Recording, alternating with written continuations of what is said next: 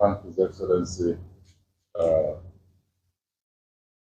Peter Gregory Obi,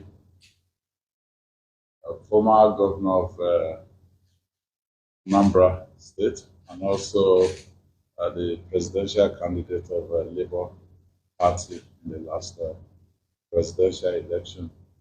Uh, I thank you because politics didn't seep into this. Uh, you came here to commiserate with us over the explosion. Actually, though investigation into the details are still going on, it was simply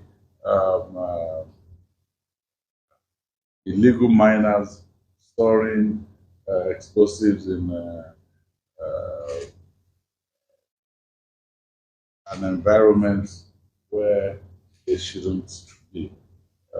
It's a place where it's meant, for people to live in. It's not a mining site. So all the lapses that allow such to happen have been looked into. I'm particularly grateful because uh, the president called me. You are three musketeers that went for that election. The president has reached out to me.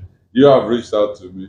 But my own party candidate, not even a call or a text message. I mean, I'm saying it openly so that our leaders will know that you have time for politics, you have time for governance, and you have time for humanity.